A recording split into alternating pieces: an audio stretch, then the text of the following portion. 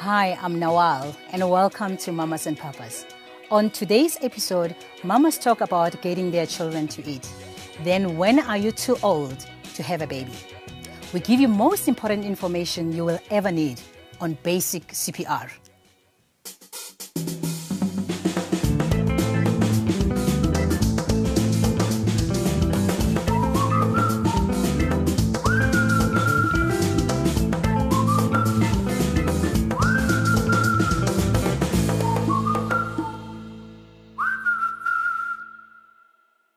For many parents, teaching your child to sit at the table or simply getting them to eat can be tiring.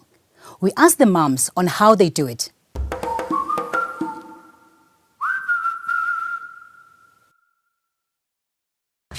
I battle with my two, hey? Like, sitting at the table and eating is a no-no. Mama?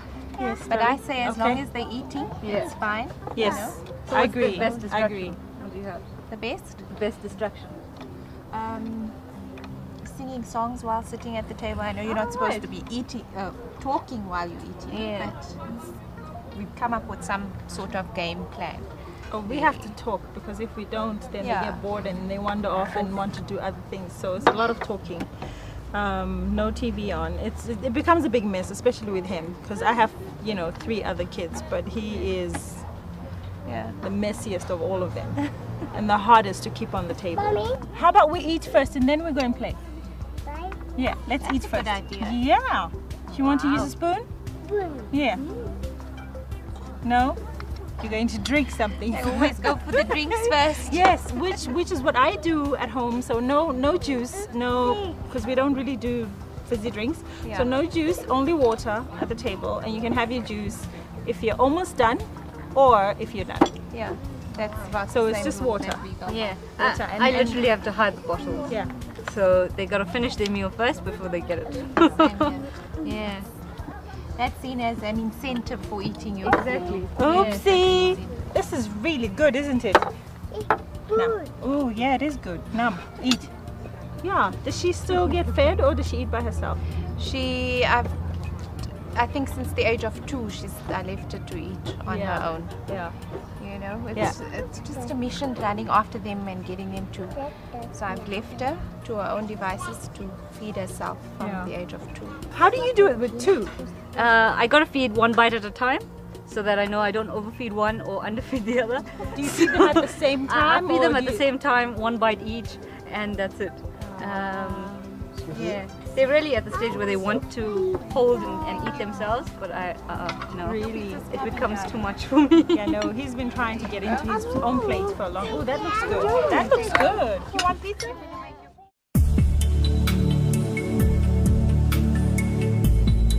We talk about table manners. And table manners don't happen because I turned 7. They've got to be trained. And no kid can eat properly in front of a TV. And it's totally unnecessary. So one of the, I work always with choices. And one of the things that a kid says, I want to eat in front of the TV. You can, but the TV's off. And it stays off the whole night. But if you come to the table and eat, you can go back and watch TV when you're finished. Your choice. Then you can eat and watch a blank screen. That's fine. But there's no ways you can have a kid with their fork and their knife. They were so busy intent on missing their mouth with the food. And the food's all over the floor. No. They sit at a table and they eat. They've got to be trained. You hold a knife and fork. Because it's amazing, by the time they're 6, if they're not trained, like for instance chomping, a chomper at the age of 7 to try and stop him chomping is very difficult. A little 3-year-old chomping, you can sort it out very quickly. So they develop all these sort of bad eating habits by just sitting in front of their TV. And they don't even know what they're watching. Let me go slow.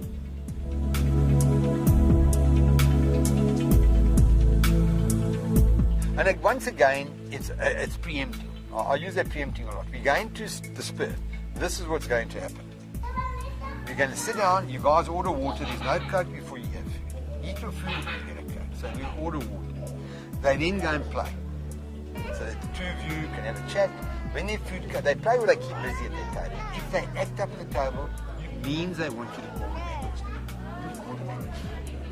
You say to them, little boys are great. That normally would work.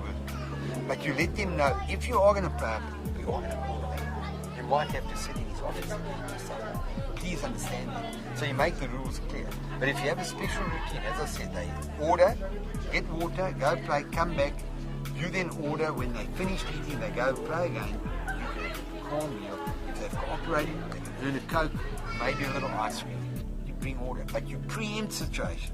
Don't wait till you get there and there's chaos. And you haven't let them know what to expect. And then you've got to, you have to have a reactive type of discipline. That's not going to work. To be a winner on Mamas and Papas, all you have to do, follow the instructions on the bottom of your screen.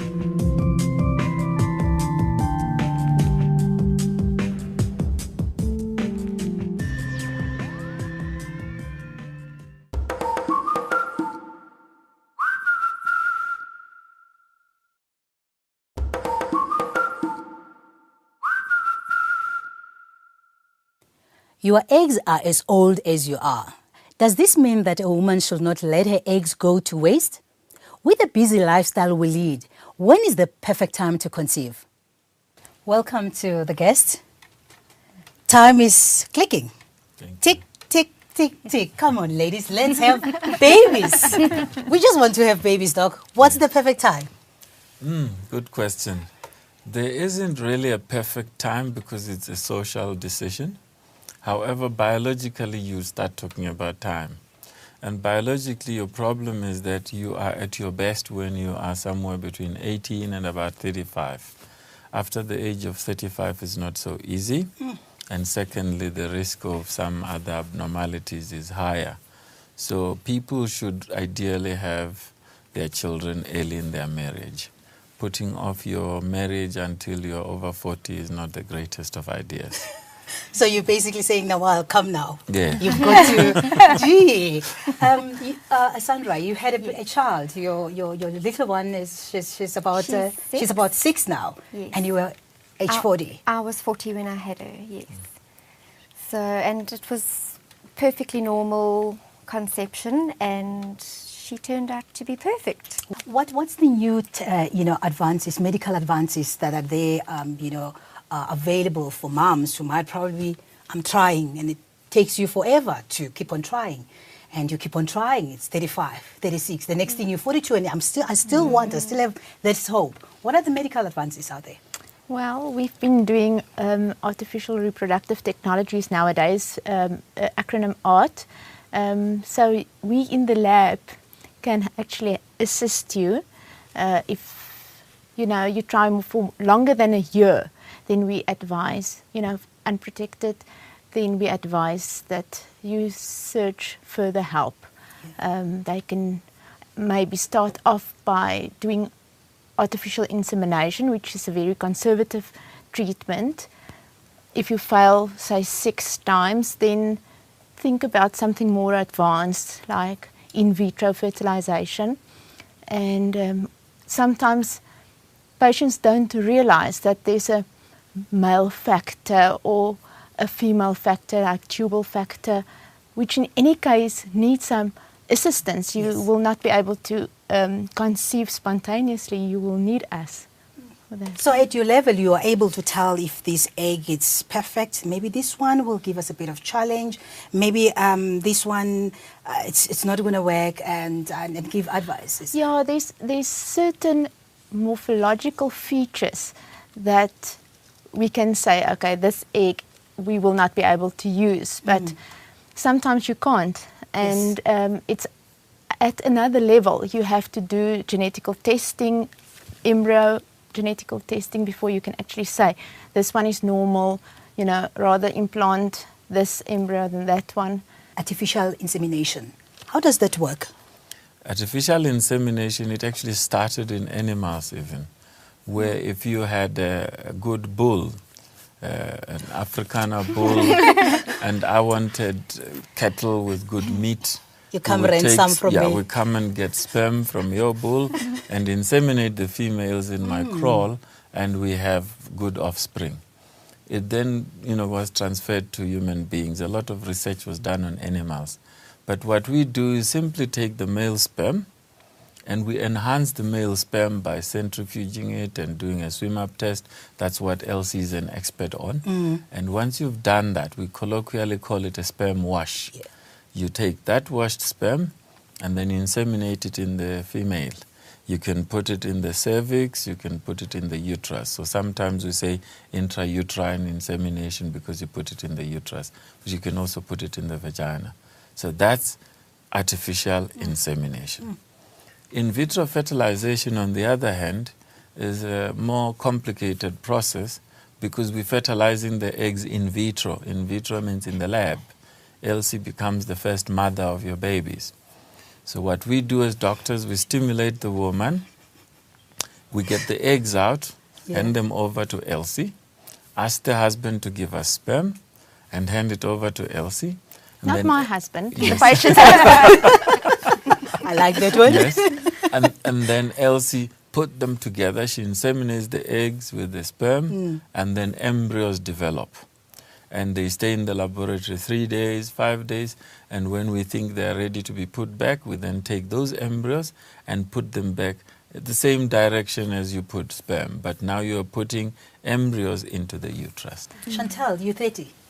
Yes, I am. What are your plans? Yeah, Well- your next birthday, you must just say, "Oh, there goes another egg now." You know, every time when you say happy birthday, you must say, "Oh, there goes another egg." Making me scared now. Well, I feel the reason why I want to have a baby in my 30s is I'm emotionally mature. Yeah. That was a big thing for me. I did what I wanted to do in my 20s, you know, discovering myself career-wise, just living life as a young person, not ready to have kids. And yeah, now I want to have kids. I'm going to do a good job, and yeah, I'm just looking forward to it. So when are you playing? That would be next year. Next year. Yeah, my boyfriend and I are planning next year. Wonderful. Actually, yeah.